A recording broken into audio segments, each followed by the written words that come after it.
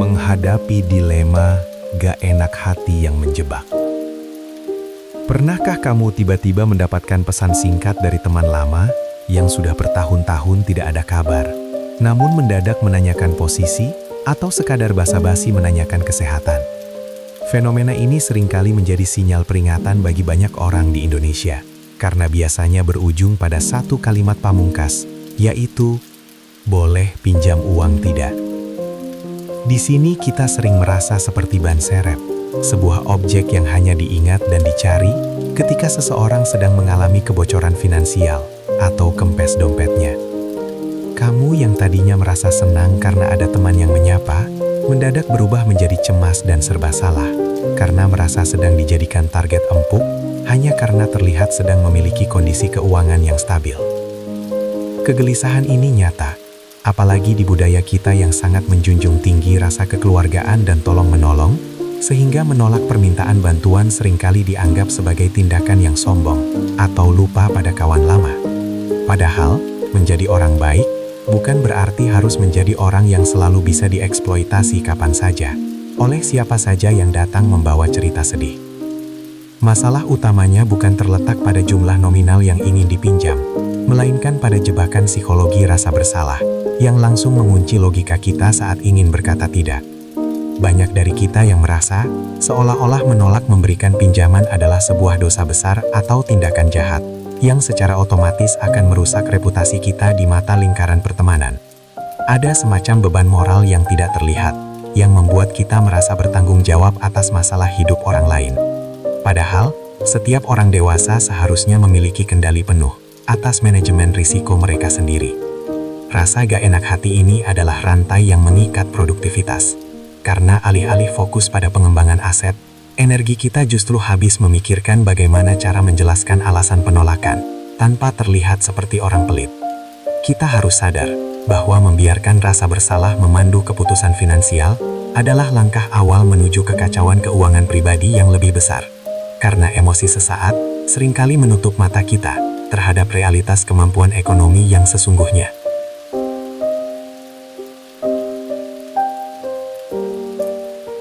Secara logika, uang yang saat ini ada di dalam rekening atau dompetmu bukanlah sekadar angka mati yang muncul secara ajaib, melainkan representasi fisik dari waktu, keringat, dan pikiran yang sudah kamu investasikan. Saat seseorang datang ingin meminjam uang, sebenarnya mereka bukan hanya meminta lembaran kertas, tetapi mereka sedang meminta porsi dari masa lalu yang kamu korbankan untuk bekerja, dan porsi dari masa depan yang sedang kamu bangun. Jika kamu memahami bahwa setiap rupiah adalah hasil dari lembur yang melelahkan atau penghematan yang konsisten dari keinginan konsumtif, maka kamu akan memiliki landasan logika yang lebih kuat untuk merasa berhak menjaga uang tersebut. Mengeluarkan uang untuk hal yang tidak masuk dalam perencanaan pribadimu sama saja dengan memberikan potongan hidupmu secara cuma-cuma kepada orang yang mungkin tidak menghargai nilai dari perjuanganmu tersebut. Uang itu adalah alat pertahananmu dalam menghadapi ketidakpastian ekonomi, sehingga melepaskannya tanpa pertimbangan matang adalah tindakan yang tidak logis secara perhitungan kekayaan. Ada sebuah momen pencerahan yang perlu kita pahami bersama, yaitu bahwa membangun batasan atau boundaries bukanlah tanda bahwa kamu adalah orang yang egois, melainkan bentuk kedewasaan dalam menjaga hubungan jangka panjang. Seringkali, meminjamkan uang tanpa kesiapan mental dan finansial justru menjadi bom waktu yang jauh lebih berbahaya daripada sebuah penolakan di awal yang jujur. Bayangkan jika kamu memaksakan diri meminjamkan uang karena tertekan rasa sungkan. Lalu, saat kamu sendiri membutuhkan uang tersebut, temanmu justru menghilang atau sulit dihubungi.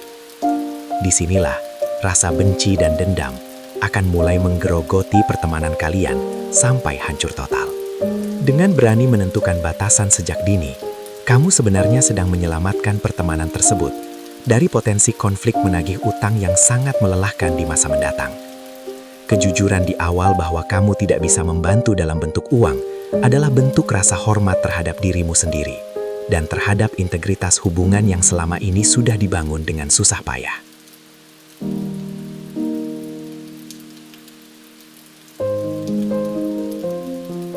Kita sering lupa bahwa peran kita sebagai teman bukanlah sebagai bank berjalan atau lembaga penyedia dana talangan tanpa agunan, melainkan sebagai pendukung moral dan teman diskusi. Ketika kamu merasa terpojok oleh permintaan pinjaman, ingatkan dirimu kembali bahwa kamu memiliki hak penuh untuk mengelola asetmu tanpa perlu merasa terintimidasi oleh ekspektasi orang lain. Banyak orang yang terjebak dalam kemiskinan struktural hanya karena mereka terlalu sering mengutamakan kenyamanan perasaan orang lain di atas kesehatan arus kas mereka sendiri. Mindset ini harus diubah, karena kekayaan yang berkelanjutan dibangun di atas fondasi disiplin yang ketat dan kemampuan untuk membedakan mana bantuan yang tulus dan mana pemanfaatan sepihak. Membangun dinding batas finansial yang sehat adalah bagian dari proses mencintai diri sendiri dan menghargai setiap kerja keras yang sudah kamu lakukan selama ini, agar tidak habis begitu saja untuk menambah lubang yang dibuat oleh orang lain.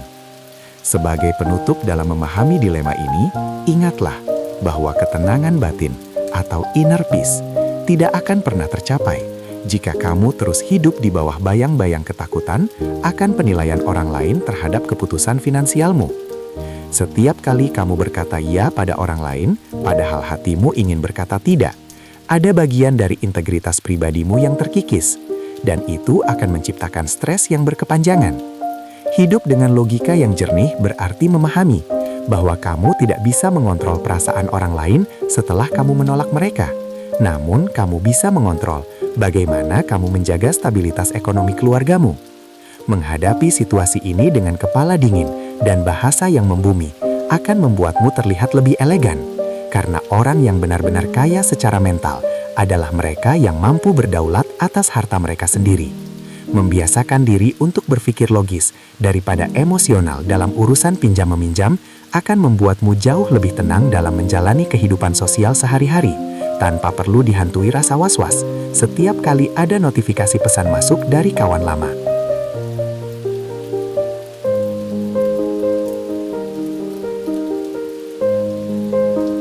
Bagian 2. Memahami logika uang versus logika emosi. Memahami perbedaan antara empati dan logika finansial adalah langkah krusial dalam menjaga kesehatan dompet maupun kesehatan mental. Salah satu fondasi utama yang sering kita lupakan saat menghadapi teman yang ingin meminjam uang adalah keberadaan dana darurat pribadi yang seharusnya bersifat sakral. Dana darurat ini bukan sekadar tabungan biasa yang bisa diambil kapan saja untuk keperluan apapun, melainkan benteng pertahanan terakhir yang menjaga agar dapurmu tetap ngebul dan cicilanmu tetap aman jika terjadi badai ekonomi mendadak.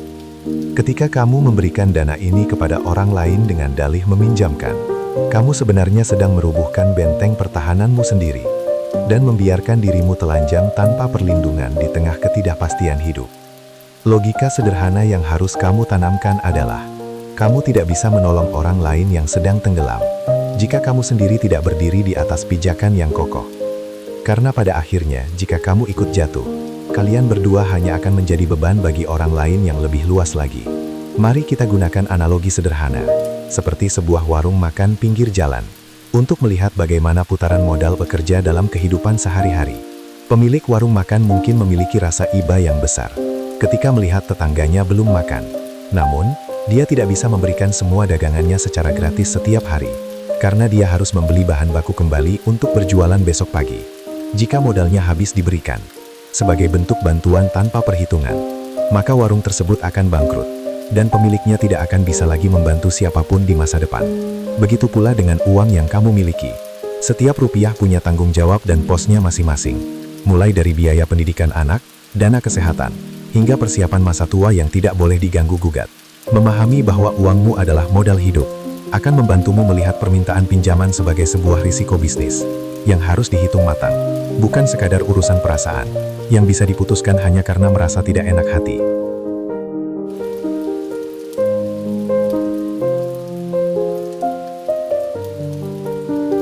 Dalam dunia keuangan sosial, kita juga perlu belajar membedakan antara membantu seseorang yang sedang benar-benar tenggelam karena keadaan darurat dengan memanjakan mereka yang hanya malas berenang. Keadaan darurat yang sesungguhnya biasanya berkaitan dengan nyawa atau musibah yang tidak terprediksi, seperti biaya rumah sakit mendadak atau kecelakaan yang menghambat mata pencaharian. Namun, seringkali permintaan pinjaman datang dari orang yang sebenarnya hanya mengalami kesulitan arus kas akibat gaya hidup yang salah atau keinginan konsumtif yang dipaksakan.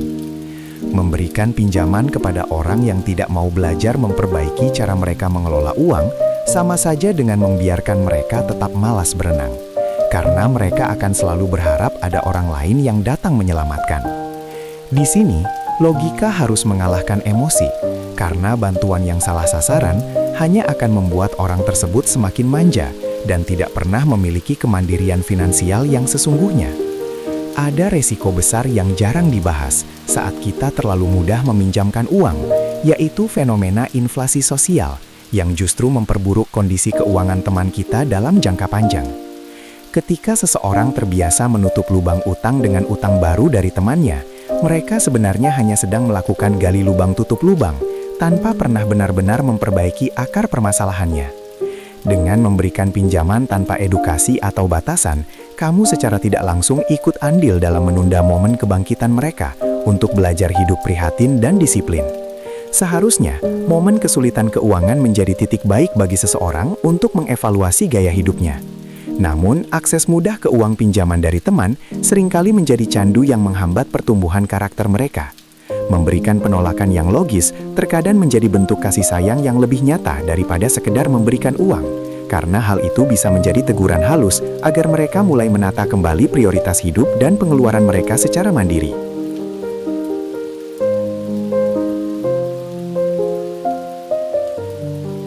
Penting bagi kita untuk menyadari bahwa setiap rupiah yang keluar dari dompet tanpa rencana adalah sebuah kebocoran yang bisa menghambat pencapaian kebebasan finansial di masa depan. Kita sering kali berpikir bahwa meminjamkan sedikit uang tidak akan berpengaruh banyak.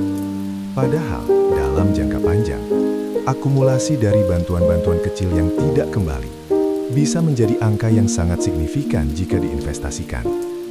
Dalam mindset kekayaan yang sehat, kita harus belajar menjadi manajer bagi diri kita sendiri yang tegas terhadap setiap pengeluaran, termasuk pengeluaran atas nama pertemanan. Jangan biarkan emosi sesaat saat melihat wajah memelas teman membuatmu melupakan rencana besar yang sudah kamu susun untuk masa depan keluargamu sendiri. Logika finansial menuntut kita untuk selalu mengedepankan rasionalitas, karena saat kita nanti yang mengalami kesulitan, belum tentu orang-orang yang kita bantu hari ini memiliki kemampuan atau kemauan yang sama untuk membantu kita kembali dengan cara yang serupa.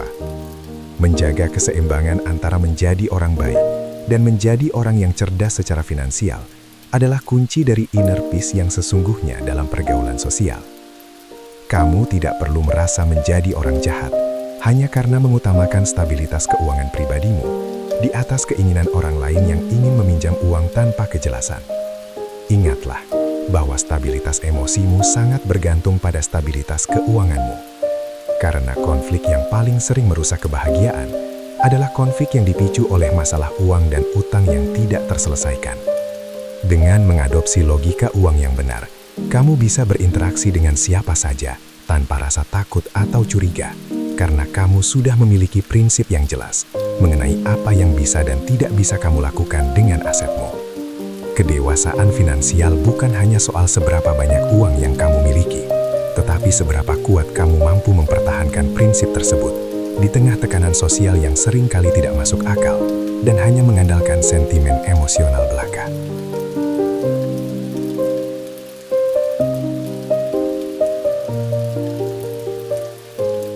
Bagian 3. Teknik komunikasi elegan dan tanpa debat. Setelah kamu memiliki fondasi logika yang kuat, langkah selanjutnya adalah bagaimana mengomunikasikan penolakan tersebut tanpa harus menciptakan ketegangan atau drama yang tidak perlu. Strategi pertama yang paling efektif adalah menggunakan teknik jujur tanpa detil. di mana kamu cukup menyatakan bahwa saat ini, kondisi keuanganmu sedang memiliki komitmen lain yang sudah direncanakan jauh-jauh hari. Kamu tidak perlu merasa wajib memberikan laporan keuangan lengkap, menjelaskan saldo rekeningmu, atau merinci untuk apa saja uangmu akan digunakan, karena itu adalah privasi yang harus dihormati. Semakin banyak alasan detail yang kamu berikan, semakin besar celah bagi si peminjam untuk mendebat atau mencari solusi, agar kamu tetap bisa meminjamkan uang. Misalnya, dengan menyuruhmu menunda kebutuhanmu. Dengan bersikap lugas bahwa uang tersebut sudah ada posnya, kamu menutup ruang negosiasi secara sopan, sekaligus menunjukkan bahwa kamu adalah orang yang memiliki perencanaan keuangan yang disiplin, dan tidak bisa diganggu-gugat oleh kepentingan mendadak orang lain. Pendekatan elegan berikutnya adalah dengan menawarkan bantuan alternatif yang tidak melibatkan uang tunai. Sebagai bukti bahwa kamu masih memiliki empati sebagai seorang teman, kamu bisa menawarkan bantuan dalam bentuk informasi lowongan kerja, memberikan saran mengenai masalah yang sedang mereka hadapi, atau mungkin mengenalkan mereka kepada seseorang yang bisa membantu secara profesional. Penawaran bantuan non-finansial ini berfungsi sebagai penahan benturan emosional, sehingga temanmu merasa tetap didengar dan dipedulikan, tanpa kamu harus mengorbankan keamanan tabunganmu sendiri. Ini adalah cara cerdas untuk memisahkan antara nilai pertemanan dengan transaksi uang, karena bantuan yang tulus tidak selalu harus diukur dari berapa nominal yang berpindah tangan. Jika temanmu benar-benar sedang mencari solusi atas masalahnya, mereka akan menghargai niat baikmu untuk mencari jalan keluar lain. Namun, jika mereka hanya mengincar uangmu, biasanya mereka akan mundur dengan sendirinya setelah tawaran non-finansial ini diberikan.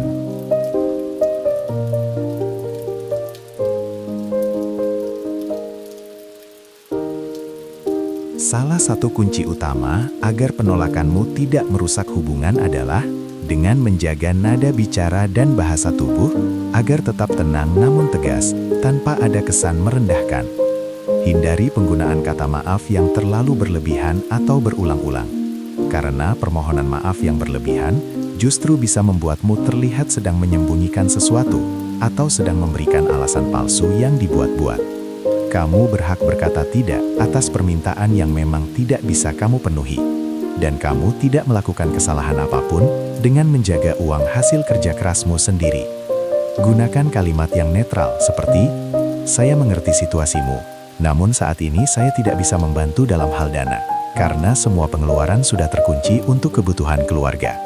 Nada bicara yang stabil dan tidak defensif menunjukkan bahwa keputusanmu adalah keputusan final yang diambil dengan pertimbangan matang. Sehingga orang yang mendengarnya akan lebih segan untuk terus mendesak atau mencoba memanipulasimu lewat rasa iba. Jika hatimu benar-benar merasa tergerak untuk membantu, namun logika finansialmu berkata jangan meminjamkan dalam jumlah besar, kamu bisa menggunakan metode beri secukupnya sebagai sedekah. Artinya, kamu memberikan sejumlah kecil uang yang kamu ikhlaskan sepenuhnya jika uang tersebut tidak pernah kembali, tanpa menyebutnya sebagai utang yang harus dibayar. Katakan dengan jujur bahwa kamu tidak bisa meminjamkan jumlah yang mereka minta, namun kamu memiliki sedikit rezeki yang bisa diberikan secara cuma-cuma untuk meringankan sedikit beban mereka saat ini. Dengan mengubah status utang menjadi pemberian, kamu sedang menyelamatkan kesehatan mentalmu sendiri dari stres menagih utang di masa depan, yang seringkali berakhir dengan rusaknya hubungan persaudaraan. Uang yang kamu berikan ini adalah investasi untuk kedamaian pikiranmu, karena kamu sudah membantu semampunya, tanpa perlu merasa terbebani oleh ekspektasi pengembalian yang seringkali tidak pasti dari orang yang sedang mengalami krisis keuangan.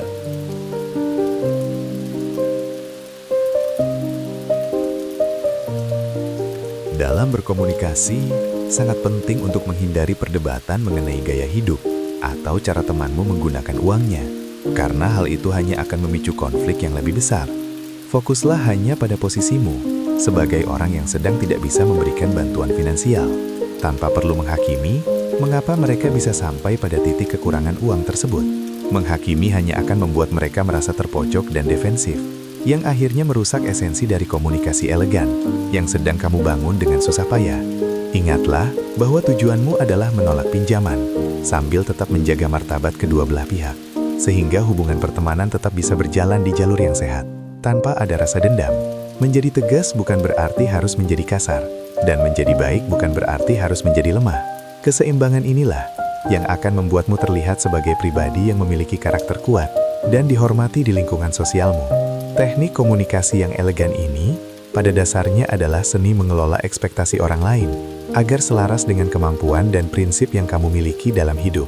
Ketika kamu konsisten dengan cara berkomunikasi seperti ini, orang-orang di sekitarmu perlahan akan memahami bahwa kamu adalah sosok yang sangat menghargai uang dan prinsip, sehingga mereka tidak akan sembarangan menjadikanmu sebagai sasaran utama saat mereka butuh pinjaman. Hal ini secara otomatis akan menyaring lingkaran pertemananmu, di mana yang tersisa hanyalah orang-orang yang menghargaimu sebagai pribadi, bukan sebagai sumber dana cadangan. Memiliki keberanian untuk berkomunikasi secara jujur adalah bentuk dari inner peace yang paling nyata, karena kamu tidak lagi hidup dalam kepura-puraan atau rasa takut akan tekanan sosial yang seringkali merugikan diri sendiri. Dengan cara ini, pertemanan akan terasa jauh lebih ringan dan bermakna, karena dibangun di atas dasar kejujuran dan saling menghargai batasan finansial masing-masing, tanpa ada rasa canggung yang tersisa.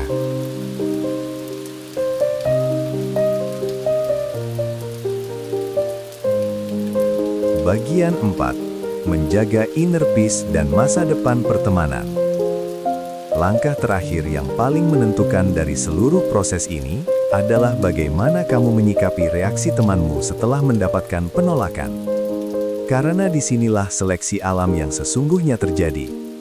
Kamu harus mulai menyadari dengan hati yang lapang bahwa seorang teman yang tulus dan menghargaimu sebagai manusia pasti akan menghormati kejujuran serta batasan finansial yang kamu tetapkan. Mereka mungkin akan merasa kecewa sesaat karena masalahnya belum selesai. Namun mereka tidak akan memusuhi atau menjauhimu hanya karena kamu tidak memberikan pinjaman uang. Sebaliknya, jika ada seseorang yang langsung menghilang, memutus komunikasi, atau bahkan menjelek-jelekkanmu di belakang hanya karena permintaannya ditolak, maka sebenarnya kamu sedang diberikan petunjuk yang sangat jelas. Orang-orang seperti ini biasanya adalah parasit yang hanya mendekat saat ada keuntungan finansial, sehingga kepergian mereka dari hidupmu justru merupakan sebuah keuntungan besar yang patut disyukuri, demi menjaga kesehatan mentalmu di masa depan. Ada sebuah filosofi sederhana namun sangat kuat dalam menjaga ketenangan batin, yaitu menyadari bahwa membiarkan uang tetap aman di dompetmu jauh lebih menenangkan daripada membiarkannya berada di dompet orang lain, sementara kamu yang harus menanggung bebannya. Banyak orang yang kehilangan kualitas tidur dan ketenangan hidup karena setiap hari harus memikirkan cara menagih utang kepada teman yang pura-pura lupa atau justru lebih galak saat ditagih. Dengan menolak secara elegan di awal, kamu sebenarnya sedang memilih untuk tidak menjemput drama yang tidak perlu dan menjaga agar pikiranmu tetap fokus pada hal-hal yang lebih produktif bagi kemajuan hidupmu. Ketenangan batin atau inner peace tidak bisa dibeli dengan uang, namun ia bisa sangat mudah hancur karena urusan piutang yang macet dengan orang-orang terdekat. Menjaga jarak antara urusan pertemanan dan urusan uang adalah bentuk proteksi diri agar kamu tidak perlu mengalami stres berkepanjangan yang bisa merusak kebahagiaanmu bersama keluarga.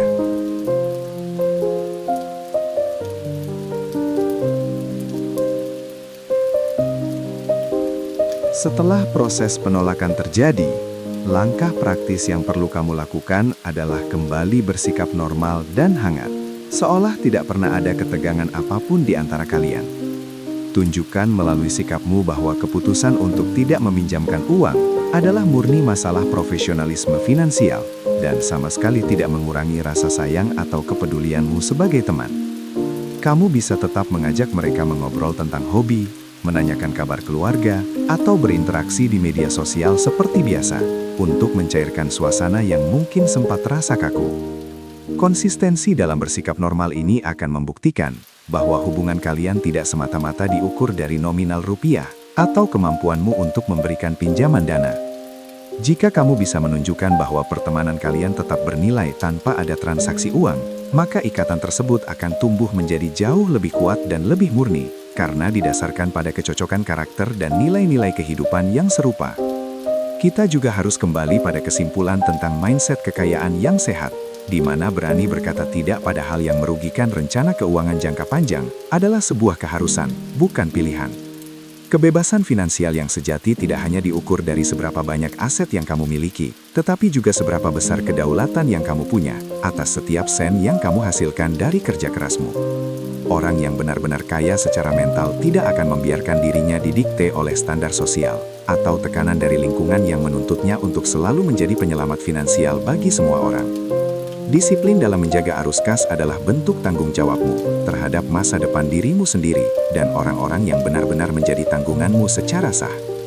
Membiasakan diri untuk hidup dalam prinsip yang teguh akan membuatmu menjadi pribadi yang lebih berwibawa dan disegani, karena orang-orang akan tahu bahwa kamu adalah sosok yang memiliki integritas dan tidak mudah goyah oleh manipulasi emosional.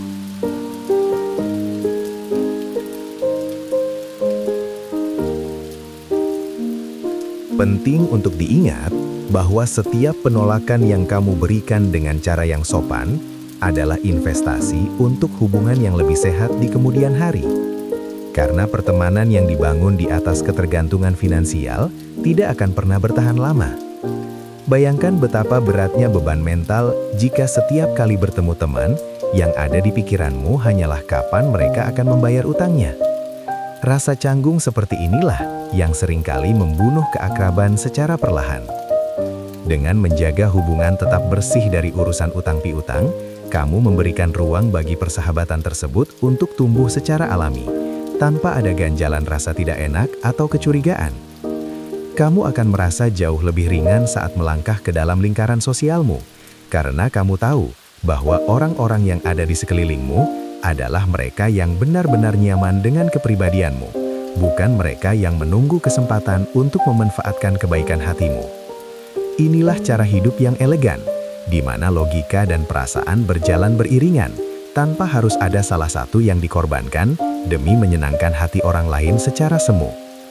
Sebagai penutup dari seluruh narasi ini, jadikanlah pengalaman menolak pinjaman sebagai momen pembelajaran untuk semakin mengenali siapa saja orang-orang yang benar-benar layak berada di dalam lingkaran terdekatmu. Hidup ini terlalu singkat jika dihabiskan untuk mencemaskan penilaian orang yang hanya datang kepadamu saat mereka butuh keuntungan. Maka, mulailah berinvestasi pada ketenangan dirimu sendiri terlebih dahulu. Kekuatan untuk berkata tidak dengan elegan adalah salah satu keterampilan hidup paling berharga di era modern yang penuh dengan tuntutan sosial yang tidak masuk akal ini. Tetaplah menjadi pribadi yang peduli dan ringan tangan dalam membantu sesama.